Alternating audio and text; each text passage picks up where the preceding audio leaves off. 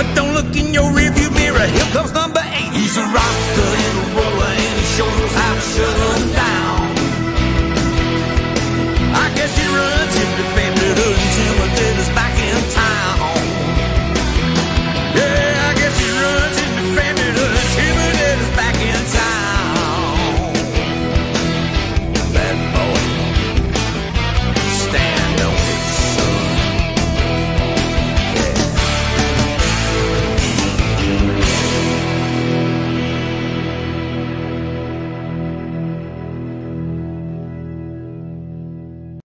And welcome to the Nasboys podcast.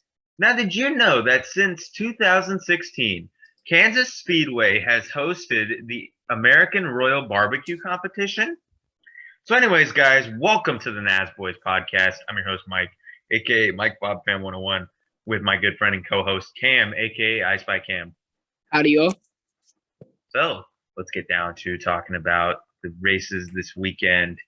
We're going to start off talking about, obviously, the races at Texas Motor Speedway. We're going to start off with the Xfinity race. I'm actually going to start my opinion for once today. I thought the race was pretty good. It was the better race of the weekend. The Cup race I'll get into because, well, I mean, we'll just get into that. But the Xfinity race was decent. Normal racing on a mile and a half. Maybe a little worse. Solid race, I guess.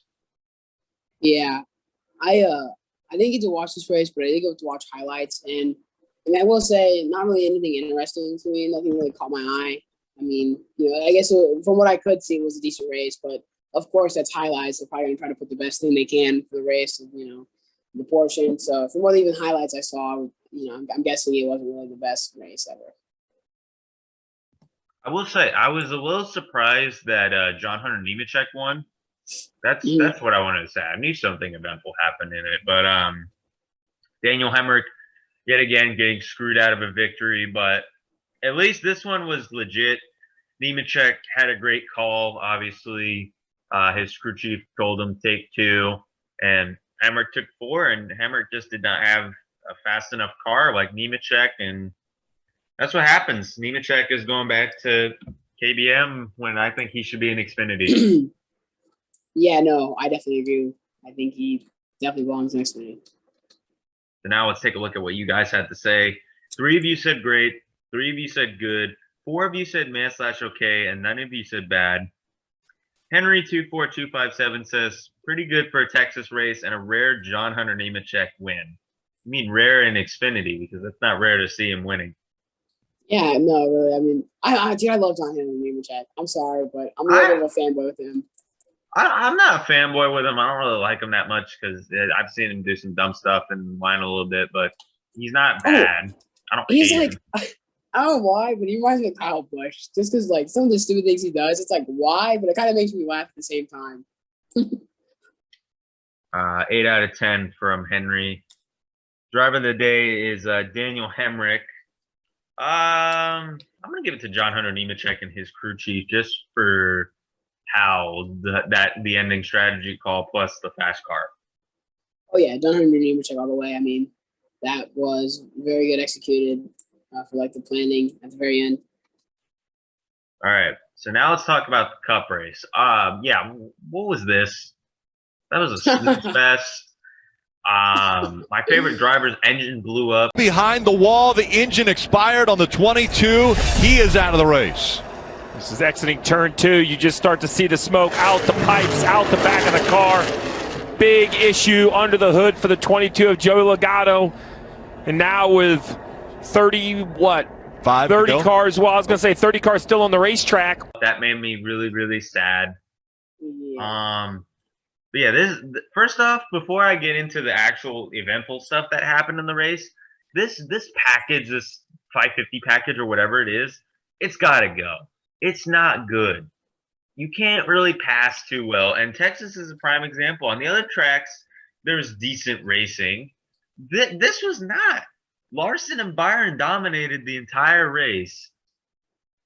So I don't know. It's bad. It is so bad. I hated that. Yeah, no, they definitely got to fix some things in this package, man. I mean, it was just so stupid. And then with Joey and him, I mean, just completely eating it with the whole blown engine thing just made my day worse completely. And very boring race. Well, here's a fun fact. Here's a fun fact. The engine failure for Logano was the first time since 2014. That's pretty good. That's not bad. No, Yeah, I mean, like, really that's pretty good in terms of, like, how they can build engines enough to withstand that long. This was the first engine failure since 2014. I probably should have worded that properly. Oh, no, that's really good. Yeah, no. Yeah, of course I wouldn't think it's bad. Joey's my favorite driver. I was cussing out the whole engine when he failed. But ironically, when my favorite driver fails, the race actually started getting interesting. There were cautions galore. We saw Denny Hamlin being how do I say this, whiny again. He had issues with Chase Briscoe yet again. If you haven't seen that, here's the clip. But in my opinion, Briscoe did nothing wrong. Indy Road Course, I could see where Hamlin would be upset, but this race he did nothing wrong. Briscoe was racing hard just to try to get a spot because, like I said, the package is terrible. And he wasn't even going to wreck him, and Hamlin just had to run him into the wall because Hamlin can't be raced hard. But yet he's done stupid things to people, including Logano and Chase Elliott. God, don't get me wrong. Shout out to one of my good friends on this app, LFRD23. He has a whole post of stupid stuff that Hamlin has done because he's tried to run too hard and it ends up getting him loose and screwing himself over and screwing other people over. Yeah. I mean, don't get me started on Hamlin and his issues with Logano. I mean, it's just clear that he's aggressive, but he hates when he's the one that's getting, okay, this is going to sound really weird, but aggressed on. Like, I feel like he doesn't like when he's under pressure, but he likes to give pressure a lot, which is like really stupid and hypocritical. I feel like you can't be hypocritical as a driver in NASCAR because that's never going to go your way. People will just dog on you about it. And I remember I thought I saw Chase Briscoe, or I don't know if Chase Briscoe was necessarily trading blows with Hamlin, but I know Hamlin responded with like a low blow to Chase Briscoe for no reason. Briscoe's a great guy. He doesn't deserve anything, and it wasn't even his fault. So he said something really dumb. Briscoe says, "Sorry, you're a bad driver, Hamlin. My God forbid you suck. So I mean, you have to like." I wouldn't say he sucks and that he's a bad driver, but I would say he's a choke artist. He's whiny, and he's definitely a driver I hate for sure. I wouldn't say he sucks, but it's just the way his personality is for how he drives. I mean, he's just so arrogant and cocky for what he does. And I feel like for that reason, he sucks. Oh, yeah, definitely. But here's what Hamlin and Briscoe had to say about each other. So Chase Briscoe said on Instagram, "If only I had 10,000 races worth of experience under my belt." And Denny Hamlin says, "Well, if your car is better and you are better on that day, you will get the spot back eventually. Risk management is how you will optimize your finish each week. Maybe putting yourself in others' shoes for 1 minute would help. You had 25 races to get a chance to race for the postseason. Respect is an underrated trait in today's world, it appears." Okay, first off, Hamlin is allowed to go and race. Should he probably race Hamlin a little easier? It depends on the person you're asking, since Hamlin is racing for a championship. But Briscoe wasn't going to wreck him. He was just trying to get the spot back because he hadn't had that good of a run in weeks. And Hamlin's got to be a jerk about it because, I don't know. Hamlin's the one that doesn't show respect, not Chase Briscoe.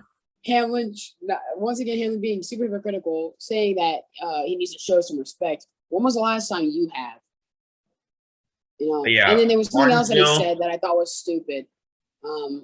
That I don't know what else he said. He said something else that was like super hypocritical that I was going to point out obvious, but I can't think of it now. But it's okay. Martinsville 2017 and Martinsville 2019. Down the back stretch again. Less than 3 to go. The bumper to the back of the 24.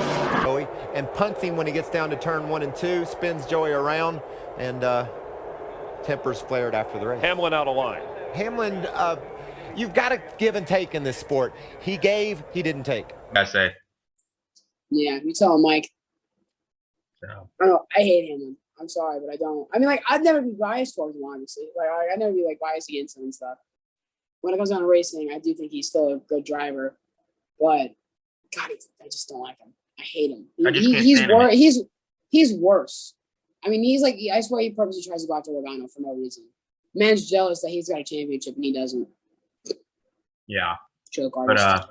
that I will say Hamlin is basically the reason why the only Cup Toyota driver I like is Kyle Busch. Yeah. I mean, you can say whatever you want about Kyle Busch, but the guy is an entertaining personality and an amazing driver. Oh, yeah. I will say this too, guys. If you haven't noticed, when it's only me and Mike on the podcast, we talk about Logano a lot. All right. We're Logano fans. We're going to vent our issues out. All right. You just let us do us. Exactly. So now let's take a look at what you guys had to say. 6 of you said great. What? 2 of you said good. 2 of you said meh/okay, and 1 of you said bad. I feel like 6 of everybody should have said meh/okay. May I? No, it is literally great. May I just say, just because there's entertaining portions of a race does not make it great. Just because the last 50 laps were great does not mean the entire race was great. Yeah, I don't know. Like, I was on the edge of my seat for the last 50 laps. I mean, You know, I will say this. I will say that. I agree. That's probably the most action I've seen at that racetrack where I've like actually kind of been interested because it's a boring track for me. I'm sorry. It's boring. So to see some good action going on, I was, kind of impressed with. I was like, But I mean, it was just so short lived. I wish it would have happened for longer. Dang it. but yeah, it should be taken out of the playoffs, I think. Oh, absolutely. So, yeah, I don't know why you guys are saying great and good because that race was awful. It was one of the worst of the season. Let's see why you guys have some stuff to say. Henry24257 says boring until the crapshoot, and Larson is just unstoppable. Wow, actual good take right there. Spence.Fresh says there was action going on, much needed for where we're at the season. Yeah, the last 50 laps were good. Everything else sucked. Yeah. I will keep saying this. Christian G. Will 18. He's on the podcast as You said Savage G. NASCAR, Will. but he's not here today. You said G. Will. It's C. Will. It's G on his Instagram, but whatever. GW, excuse me. I can't talk. Well, you know what? Oh, well. It's been a day, boys. All right, Christian. I know your name is Will, so that's why I was thinking that. But anyway, he says, lots of craziness. There was too many cautions. Second correct pick in a row, 4 for the playoffs. Okay, you flex on them, Christian. Yeah. Bubba Love 02 says, don't have to explain. Yeah, man, I don't blame you. And Josiah_Calhoun, he's also on the podcast, but he's taking a break because he's busy with a lot of stuff, so we don't know when he'll be back. But he says it actually had some good battles. Debatable. Like I said, one more time, guys. Last 50 laps. That's it. Well, why is everybody like? Why is it so stuck in everybody's head that like the last 50 laps? Like, why is it not like the overall like, oh, this was a crap race besides the last 50 laps? The driver of the day is Brad Keselowski, but I'm going to give it to Kyle Larson. It's basically a tie between Brad Keselowski and Kyle Larson. Tyler Reddick had a good race as well. He's been on fire recently. Yeah, no. Reddick was Larson. also causing some issues, though. He's had a couple of issues with Byron. That's interesting to see. Even though, one more thing I got to say before we, give the driver of the day, or Cam, you can make your driver of the day prediction. I'm sorry, but Kevin Harvick nearly dumping Tyler Reddick toward the end there, that was dumb. Like, he tried, I don't know, he was trying to get the push and just pushed him so hard, nearly dumped him. And then Reddick was loose the entire time and nearly wrecked Byron. And people were blaming Reddick for that. I'm not a Reddick fan, but you got to blame Harvick for that. I know. Like his last part of his name's already Dick. You guys don't need to make it worse for him. I mean, just because Harvick didn't do it's like Jimmy Johnson. Like when Jimmy Johnson would wreck somebody, the people were like, no, it was their fault. They went on the inside. No, everybody's still hating on Harvick because of what happened with Elliott. But I'm just saying Harvick was the one that probably screwed the car over with that stupid push punt or whatever it is. Well, it's just stupid. But it was I kind of like Reddick. I don't hate Reddick though. But yeah, he's definitely been in some fire recently, buddy. I'll tell you that much. He's been like everywhere. Reddick, I know this is kind of off topic, but Reddick better do something for my fantasy team. He better keep this streak up, or else I will be mad because every time I put him in, he always likes to screw me over, and then the next week get a top 10. So Reddick, do something. Gets in a fight, kills 4 people. Okay, go ahead, Reddick. Yeah, do that. Like, not what I meant, Reddick, but you do you, man. Look at Reddick, so inspirational doing that. All right. So Cam, who's your driver of the day? Mine is Larson. I'm going Larson as well. Easily Larson. I mean, come on, man. Of course, Larson. Dominant. It was dominant. I mean, I'd like to go back to future videos of this past season. I just want to see how many driver of the days Larson has had. I just want to count them up. I want to see who would be the winner. Yeah, I want to do that too, like a Nasboys award show. Season. Yeah, and so like we could be like most driver of the day. Oh my god, we just made a new idea on the spot. Well, there you guys go. This is what Nasboys like is when we make a new idea. We just kind of think of it. And we're like, do it. Yes. So, anyways, now let's talk about some news within NASCAR. We're going to talk about 23XI's charter issues. I don't know how much big news this is, but apparently they can't get a charter for Kurt Busch, which really sucks, but he can make it in because 23XI is probably going to be fast enough to make it in. So hopefully that's what happens. But Hamlin has something to say about NASCAR's financial, which is actually somewhat of a valid point for once. Yeah, no. I mean, I feel like, okay, listen, let me vent for a second. First of all, that kind of sucks for Kyle Busch. I didn't even know about this. Kurt Busch. Kurt Busch. What did I say? Kyle. There it is. Anyways, yeah, I didn't know about that, but I will say that NASCAR and their financial issues really annoys me because you can tell they're always money hungry. All right, that's for one. But for two, they're constantly like doing things and spinning and never paying attention to like what's actually important. Like maybe instead of going to that Coliseum thing, like maybe make it something useful, because like now you have like issues like this, and I tell you what, it's just only gonna get worse with their financial issues because they got to realize like the way they do schedules as well. It's like, why are you gonna have these small teams go from, let's just say, California to Ohio? All right, I'm not saying this is like logistic or nothing, but I'm just saying like you're making them go all the way across and not really thinking about like, well, let's go place to place. I mean, they did this season, and it's just like you could tell it's really screwing teams. I mean, they're not ever having a full field. Right, that's true. So Hamlin is saying, basically, he said this whole effing sport is financially not good for us, meaning small team owners. Which, I mean, I understand. Bob Levine has also called that out, that NASCAR is very expensive. And we all know this. Racing in general, whether you want to race in like late models or go-karts or whatever, is very expensive. So yeah, that's why these guys have sponsors, I guess. But hopefully Kurt can get a charter. I want to see that, but I think that for the most part, he'll be fine. Brandon Jones returns to JGR Xfinity. Good move. He's been solid. He just needs to be more consistent. Yeah, I agree. And Carson Ware, Cody Ware's brother, has been arrested today for apparent domestic violence, I guess. He kind of I'm not gonna lie, kind of looks like somebody that would do that. He looks like he's like a rapper. I'm not surprised.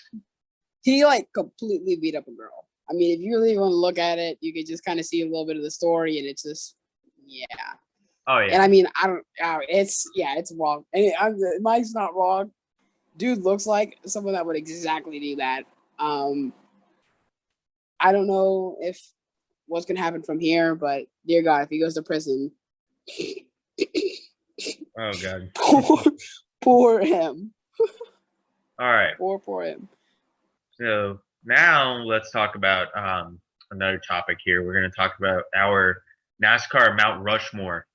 This will probably be a preview to a future video that we have in mind toward the off season. But for now, we will just talk about the Mount Rushmore. So, you want to start, or do you want me to start? You can start. All right.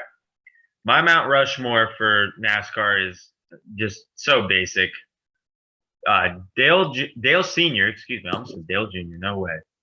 Dale Sr., Jimmy Johnson, Richard Petty, and Jeff Gordon, of course, the classic four right there.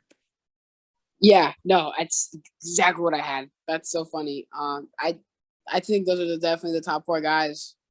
I know. I will say, if I could add a fifth person, obviously it's gonna be Logano. Yeah, just like just an kidding, honorary fifth person, definitely Logano. But I know that we seem like casuals for that. Yeah. But at the same time, like if you look at the stats, that's basically what it is. Plus, Richard Petty did race multiple races a week. So yeah, that's why a lot of people aren't really crediting him as the GOAT, but the stats are still there. I don't personally, he's not my GOAT. I'll explain my GOAT whenever we do this video idea, but I will say Richard Petty is not my GOAT. See, that's hard for me to swallow, man. I mean, I'm not gonna get too much into this because this is for another video, but I disagree.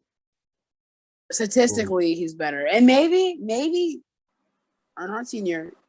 could have put out more if he was still alive for a little longer. But, I mean, he was even older for what he was, and he was coming on the draft of his season sooner than later. You know, I imagine you would only had maybe a few more seasons in him. Well, whenever we do this video, most likely in the off season, which is coming up fast. God, I feel old. Yeah. We will talk about that. We'll debate who's the GOAT, because there's a lot of debating stuff that we could do in Nasboys. We've gotten into a couple debates off camera. Hell yeah. Oh, I mean, heck yeah, we have. I nearly said the other word. All right. So now let's talk about our Kansas picks. That will close the episode out. So I believe the Xfinity Series is racing there. Yes, they are.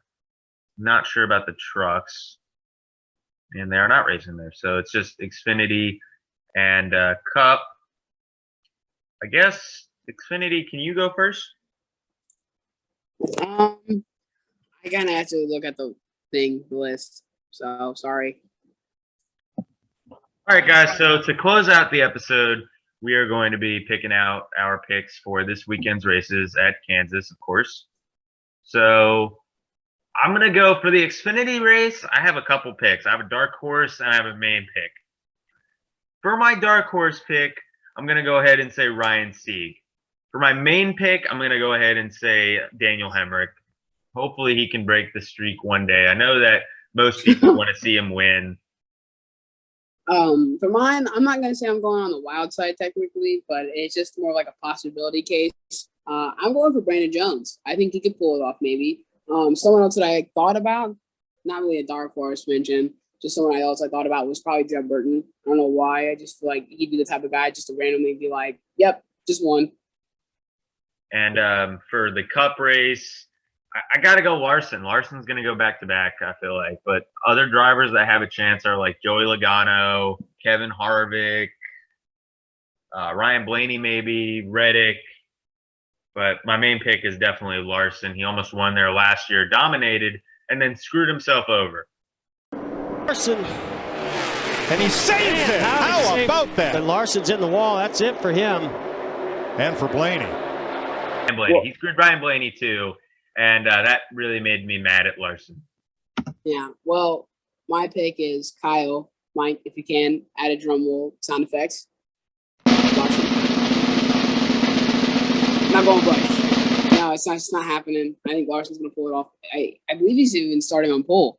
He is So- starting on pole because of how NASCAR's whatever it is, the Yeah, well, qualifying so system.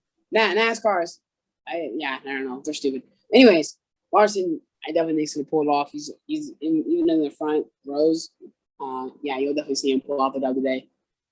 Yeah, with that will conclude this week's episode. Thank you guys so much for watching. Comment, like, and subscribe. Make sure you guys follow our socials, and we will see you guys in the next video. Also, subscribe to our sports podcast. Peace. Yes. Peace.